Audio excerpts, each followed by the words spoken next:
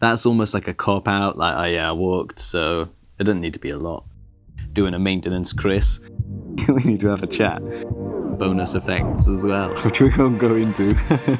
It's the opposite. Fucking hell, I lost my bloody words now. Look what you've done to me. Yo, what's going on, guys? Rhys here from More Than Lifting with the More Than Lifting podcast. Conversations about calisthenics, bodyweight training, gymnastics, all that good stuff. I'm Rhys, a personal trainer from the UK and founder of morethanlifting.com, and in this episode we're going to be talking about how often you should train, alright? Just going to give you a hint here, little spoiler alert. I recommend that you do something every day. It doesn't need to be crazy, we're going to get into that in a bit, but yeah.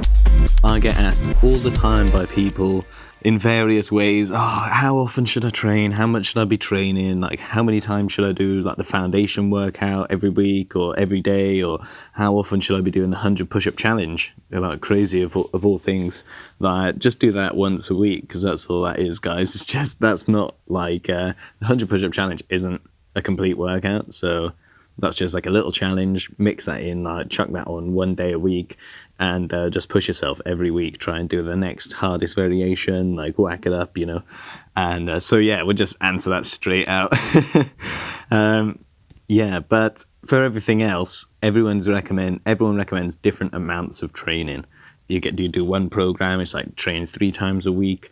You've got another program, it's like train 5 times a week or 4 times a week, and it depends on how much time people have and how people split up the workouts across a week. Like, a lot of this kind of system tends to come from the bodybuilding side of things. So everything's split down into little groups, and you work on this muscle group and this muscle group one day and then this muscle group another day. With calisthenics, it's the complete opposite.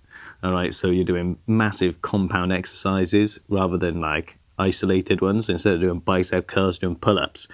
Pull-ups don't just do your biceps, do all your back, and loads of things going on with pull-ups. All right, so what that means is that it works you harder. All right, so you don't need to necessarily be doing as much. And the thing about it is, if you're training like 5 times a week and you're only doing legs one day, then really you're not doing as much legs as you could do if you were doing like compound stuff and you'd work with like your movement patterns and you did the every day. You know what I mean? If you did like your 30 reps every day instead of one session once a week, you'd end up doing more over the course of the year. And because you're working your compound stuff, everything builds together like correctly, rather than you creating an imbalance by doing too many bicep curls and not enough, I don't know what they call, like skull crushers or something like that, you know? So should you do max training every day? Not necessarily. And a lot of the times I'd recommend that you don't. I recommend that you mix it up a bit. So you have, instead of working just your strength all the time, you do something else on a different day and something like that. Should you go to hypertrophy every day? Like, again, if you're training not 3 times a week, then but maybe, yeah. And if that's your goal, then yeah, definitely. But do you have to? No, you don't need to. So if you're doing like a low level or a stretch or a mobility day, then hypertrophy is just it's not in the spectrum of like what can be achieved, because the training the goal is for something completely different. All right. Now, if you've been listening to the podcast a while, you know I actually recommend that you train every day. All right, and it doesn't need to be a lot. So there's like, everyone says in the fitness world, they're like, oh yeah, just try and do something every day. Like, it doesn't have to be a lot, and that's true. Like, do something every day, and it doesn't have to be a lot. But that doesn't look like, that's almost like a cop out. Like, oh yeah, I walked, so it doesn't need to be a lot, you know, or like, which isn't good enough. You know, especially if you want to be learning something at such a high level as like advanced calisthenics and gymnastics stuff. So you need to come up with some kind of plan that works for you, all right, where you can do as much as you need to hit your goals and balance everything else and juggle it all up. And that's why a lot of people probably just end up getting programs off people and stuff like that, or just don't end up training. All right, and that makes sense because I push people hard, you know, so I understand it, you know, and sometimes I don't want to train, and it's hard to push yourself to do that. But if you just do the minimum viable every day, then you're not going to be able to achieve much Okay, you'll be doing a maintenance Chris, as everyone, the people who've listened for a while might know about old maintenance Chris. That was a while ago. But I've got to get him back on, actually. We need to have a chat. Chris, if you're listening, just send me a message. Actually, I'm just going to give you a message in a minute, because I can. So think cycles. Like if you're doing your max training, you want to be doing your hypertrophy, you want to be building super strength to be able to tackle these like super high level skills, then you might want to train every day, but you can't train every day for an extended period of time because you'll just end up hurting yourself, overtraining, and that can cause problems as well as undertraining can. So, it's a double-edged sword. That's why we talk about cycles, training cycles. Go back, listen to that episode. But I'll just break it down for you a bit. We do something like strength. So often strength's the most important thing. You need to get stronger. You need to get stronger first. So we do like a month where we do strength solid every day. It's going to be intense, but you do it for your 4 weeks or whatever. And then you have a deload. All right. And if you've listened to this training cycles episode, the deload is like a week off. All right. But even in your week off, you're not doing a week of nothing. When you have your deload, you're not doing crazy strength training workouts all the time. Instead, on your deload, you pull back, you ease off, you do something minimal every day, like low-level stuff, maybe some conditioning, but it's not going to be an hour, it's not going to be a half hour, it might be 10 minutes, 20 minutes. Maybe you do your work, you're just like a stretch routine or something very, very simple to help keep you actually in the rhythm, training, working that mobility when you're not doing your strength, because you to an extent they kind of cross over, but only in the early days really, and after that it's like you need to split it, like Corey said when we were talking to him ages ago now. Corey, blimey, that was a while ago we had our chat, but he was saying that you got to separate, you got to have dedicated time to work on that mobility, and the deload's the perfect time to do that kind of stuff. All right, so then I know I've just gone into training cycles, but so you do your strength, then you have your deload, then you work on your skills, so then you'll step it up again, so you'll increase the intensity again, but instead of doing strict strength training, like movement patterns, like the basic kind of fundamental movements, your pulls, your dips, your leg raises and stuff, instead you're going to flip it, start working on your skills, do your levers and stuff like that. So after that, you do your 28 days of skill stuff, like where you develop your control. That's what you're doing then in that cycle. You're developing your control. So you're not necessarily going to hypertrophy all the time. Not all over your body. You might be working on a lot of lever stuff, and it works a lot of those, maybe your shoulders a lot, or your hips and your core, or your thighs and your calves even. You'd be surprised.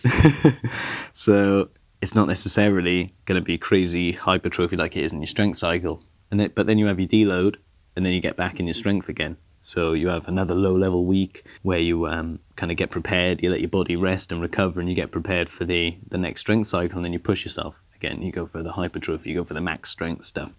So even in those deloads, even in those rest weeks, you're still training to some extent. Now, like I say, it's not hours and hours of training.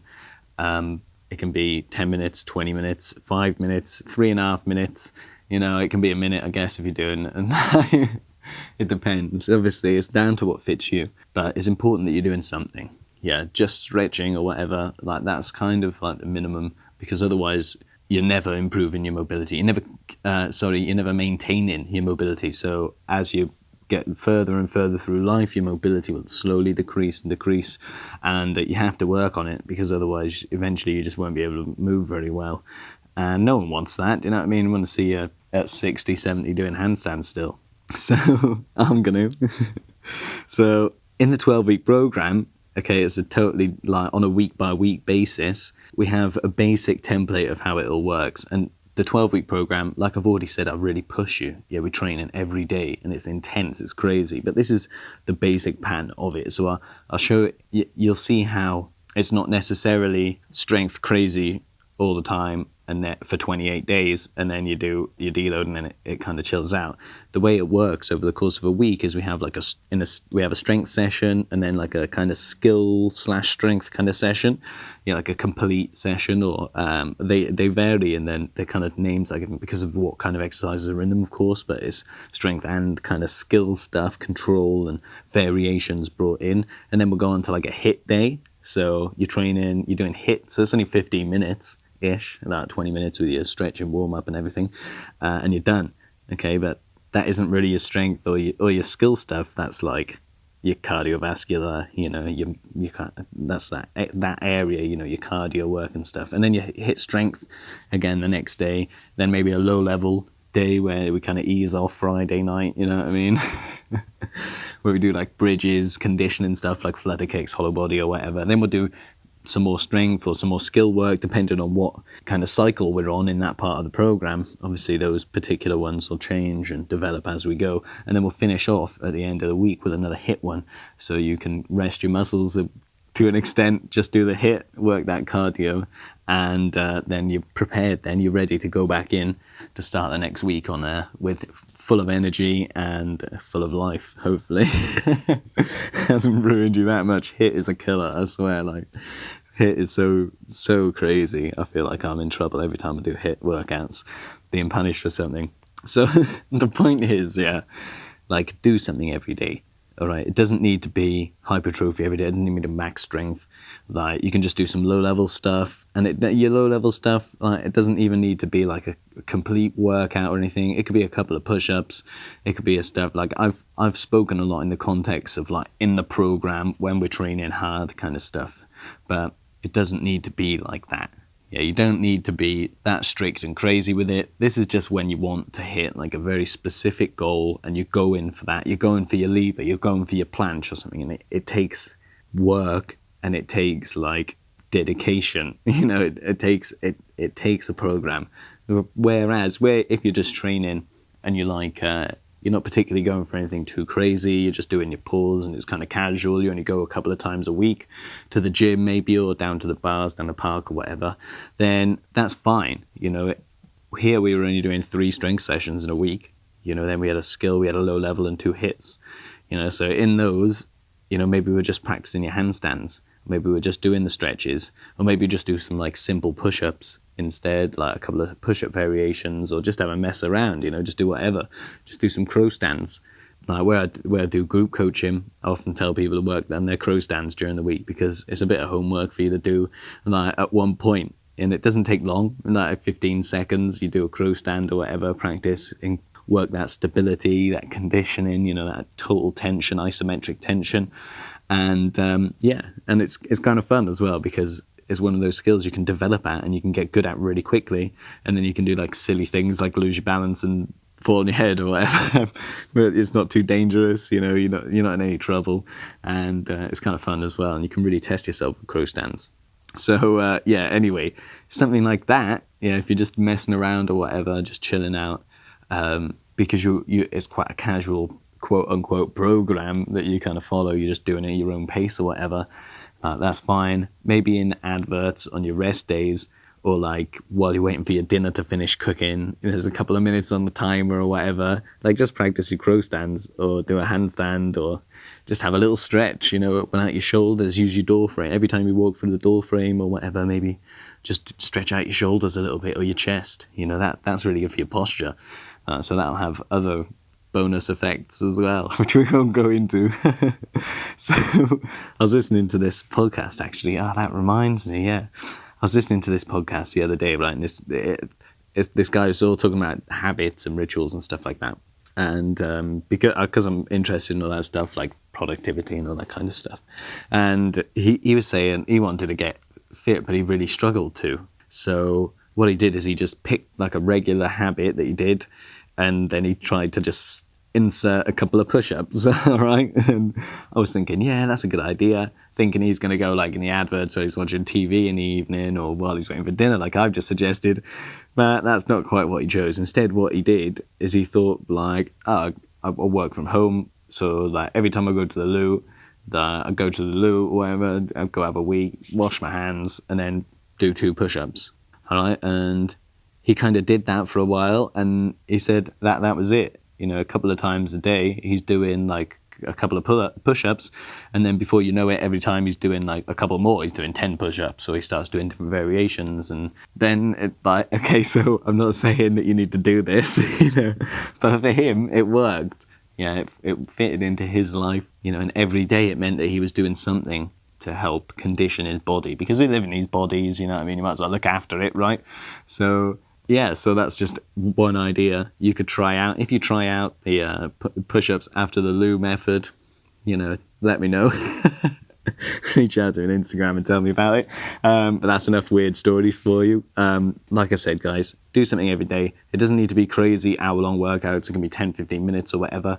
But even if you are in a crazy strength cycle at the minute and you're working your absolute tits off 3 times a week, on those other days, think about just doing some stretching, doing some low-level stuff. Like, you don't need to go to the gym, do it in your house. It doesn't need to be hypertrophy or maximal strength or plyometric training or anything like that. It can just be some like planks, some T push-ups or some bridges or L-sits or crow stats, something kind of casual, something easy you can just do a little bit of, and it just helps get your blood pumping, bring your body back to life. I always find sometimes I come home and I'm just ready for bed, you know what I mean? And just doing a little bit of something then, that'll just wake you up, bring you back, and you're like, right, yeah, what's next? And that's it. You're off then. Next thing, you've been training for an hour and a half, didn't even realise it, and then you need to make dinner. Well, that's a little insight into my life anyway sometimes. Right, guys, that is it for this episode. If you like what you heard, as always, give us a like, subscribe, share us with your mates and training partners. And if you got any questions or comments, reach out to me at Northern Lifting everywhere on the socials. Best place is Instagram. Just send me a direct message. We can have a chat. And yeah, other than that, as always, keep in touch with yourselves, and I will catch you in the next